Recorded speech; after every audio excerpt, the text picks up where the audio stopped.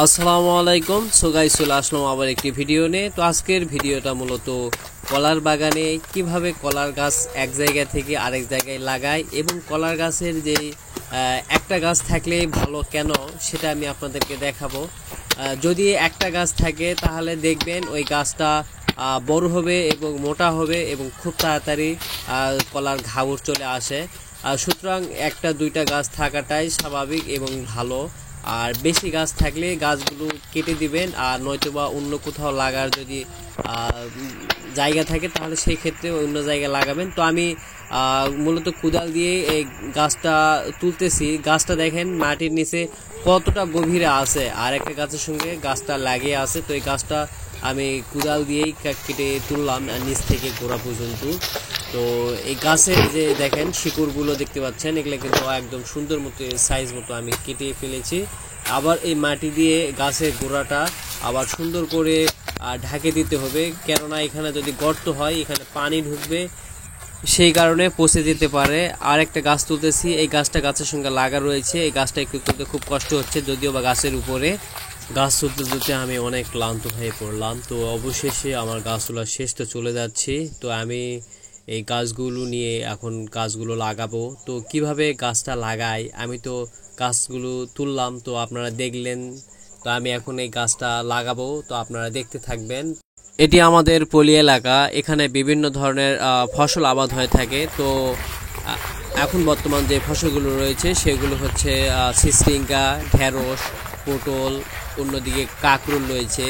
তবে গাছগুলো অনেক বেশি ভারী, দুইটা গাছ ঘাড়ে তুলে নিয়ে যাচ্ছে, হাতে কোদাল আর একটা শাবল রয়েছে। তো আমি এখন গাছগুলো লাগাবো, আপনারা দেখতে থাকবেন। তো এখানে খোঁড়া রয়েছে হালকা কিছু, তো এখন আমি একটু খুঁড়ে নিলাম, আর যাতে একটু গভীর যেন বেশি থাকে। আর গাছ মাটি যেহেতু অনেক বেশি ভালো রয়েছে, তো এখন আমি গাছটি লাগাবো। দেখেন গভীরতা কতটুকু রয়েছে এবং গাছটা আমি ভেতরে দিব আর কতটুকু গভীরতা লাগবে। তো গাছে লাগিয়ে দেখলাম যে অনেক ঠিকঠাক আছে। তো এখন গাছ লাগা প্রায় শেষের দিকে, তো একটু মাটি দিচ্ছি চারিদিকে শক্ত করে সুন্দরভাবে পরিষ্কার করে, এবং এই সাইডে একটু গাছ লতাপাতা রয়েছে তো যদিও বা। তো আমি আগে গাছটাকে চারিদিক দিয়ে সুন্দর করে মাটি দিয়ে সামনে মাঝখানে গাছের মিডল পয়েন্টে যেটা রয়েছে সেটি আমি উঁচা করে রাখবো, যাতে করে আকাশে যদি বৃষ্টি হয়, সেই কারণে গাছের গোড়ায় বেশি করে মাটি দিয়ে উঁচু করে রাখলাম, যাতে করে বৃষ্টি যদি হয় তাহলে পানিটা সাইড দিয়ে গড়ে চলে যাবে। আর গাছের গোড়া সাইড দিয়ে পরিষ্কার করে রাখলাম, যাতে করে কোনো ধরনের ঘাস বা লতাপাতা গাছের সামনে আসলে গাছ যেন দুর্বলতা না হয়। আর একটু সুন্দর করে সাইড দিয়ে পা দিয়ে সুন্দর করে শক্ত করে পুঁতে দিলাম, যাতে করে ঢুকতে না পারে। এবং এটি হচ্ছে অনুপম কলা। আর বিশেষ করে এখানে যতগুলো বাগান রয়েছে সমস্ত সব বাগানেই কিন্তু বিশেষ করে কলার গাছের পাতা থাকে না।